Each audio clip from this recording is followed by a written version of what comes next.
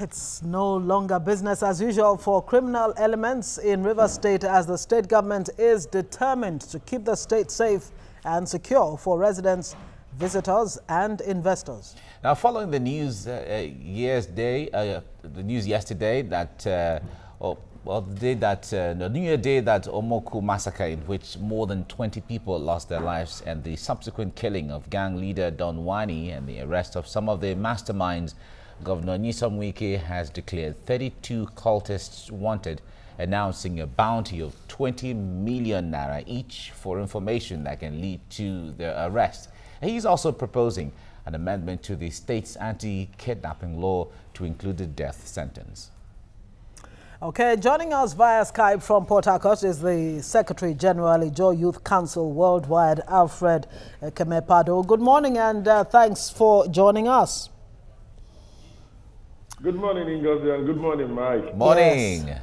Okay, so, well, this seems to be an interesting one. 20 million naira bounty on each of the 32 cultists in Rivers State put out there by the Governor Nyesom Wike. But let's get even to the very root of this.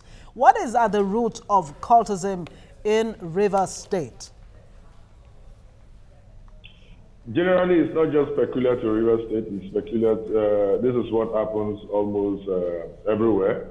I think recently, even in your news, you showed something like Bado around Lagos and everywhere. But generally, what I think is the problem is a breakdown of our societal value system. And this is also as a result of the many broken down parts of our society, such as the economy, such as the justice system, such as our value chain, and a whole lot of it. But most important, we must begin to particularize it. One of the things that may have also escalated all of these things and brought it to this extent is the patronage of politicians over time since 1999 for political reasons, because of trying to win elections by all means, with armed and encourage criminal activities and try to see how they can use this element to win elections. So you can't take away that critical element out of it. That has also and really promoted it. And the federal government policies have not also helped.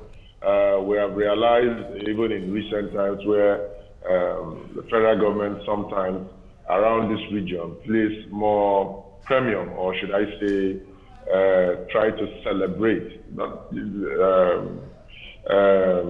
criminal elements and call them all sorts of names. So these are some of the factors that basically we must begin to talk about this in an election season that is ahead. Politicians must be careful of what they do, how they sponsor thuggery in winning elections. And let me not stop at that. I heard the Minister of Interior, Dambazao, say something like that if you are cultists and criminals and that the federal government is going to come heavy on you, I'm going to say that they do the work and not just the talk, and that when they try to do the work, it's not selective, that it's holistic, to see how we can bring all of this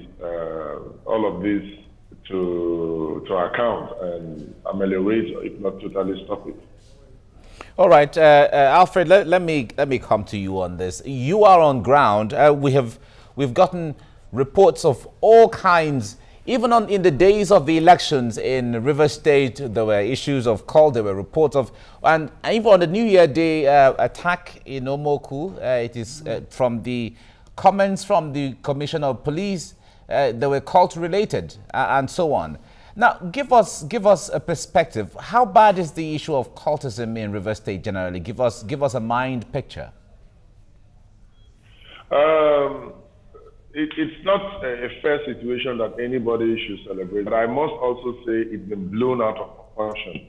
Rivers State, like Bayelsa State and many other Niger Delta states, are not as volatile as it has been placed in the media. But the case of Omoko it's a particular case that we all condemn. And like the people of Omoko, like every other Rivers people, we're all excited that that particular cult leader and gang has been brought to book. But the case, like I'm trying to say, is the case of Don Wani didn't start today. It started somewhere. So we must begin to get a root cause analysis of all of these issues and see how we can nip them on the bud. And not because, you see, communities and societies must begin to concentrate more on community policing and not allow cult elements grow from stage 1 to stage 10. You understand? But like I said, people have a way of politicizing everything, especially politicians, and blowing it out of proportion. It's not as bad as it's been presented, but it's okay for now.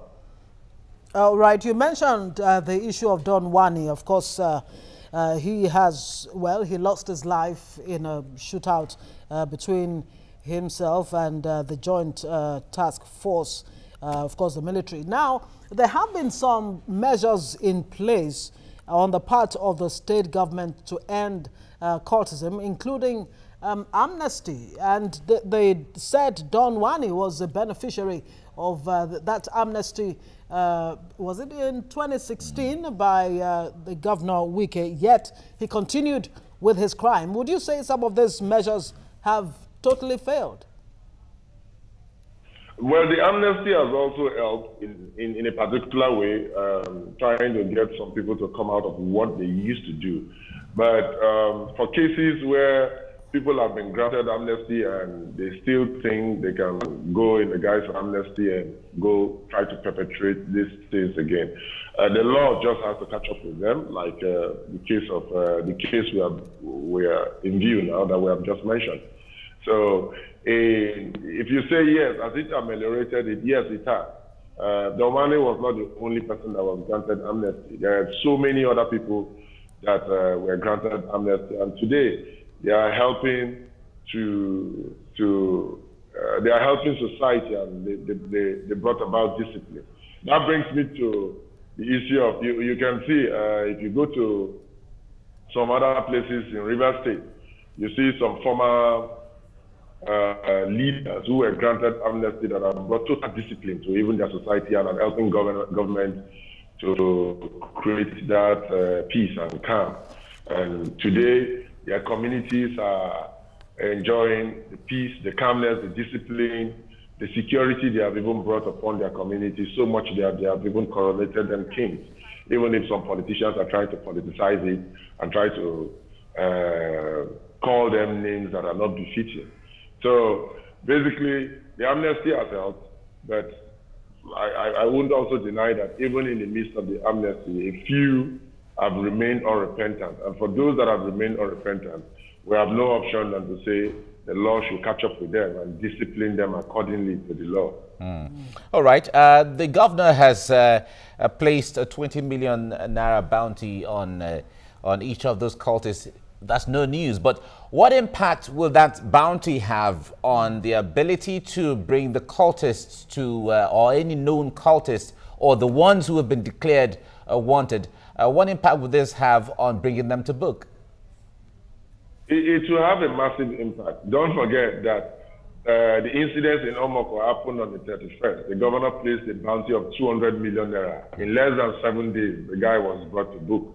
I'm not saying investigations were not on before that day, but that's a kind of a case study of this kind of bounty. It's not different from the whistleblowing policy of the federal government, where so many whistles have been blown and recoveries have been made. So this is a kind of 20 million naira bounty for, I don't know if we call it whistleblowing or this time it's trumpet blowing. So it's going to help.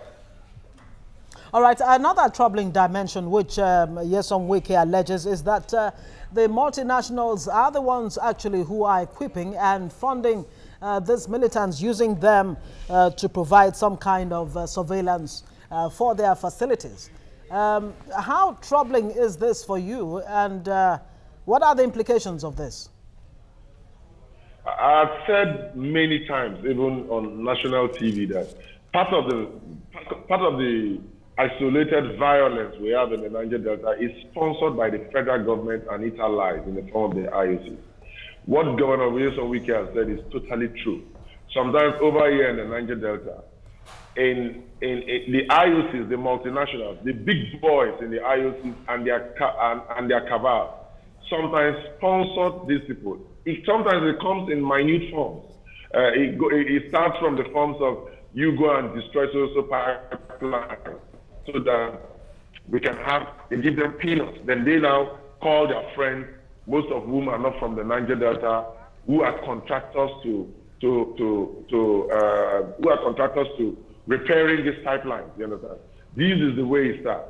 Sometimes the IOCs also, instead of them concentrating on legitimate people to give them jobs, instead of them concentrating on legitimate people to give relevance, the only language they seem to understand is the language of violence, and they tend to patronize these people with juicy contracts. That has to be brought to book.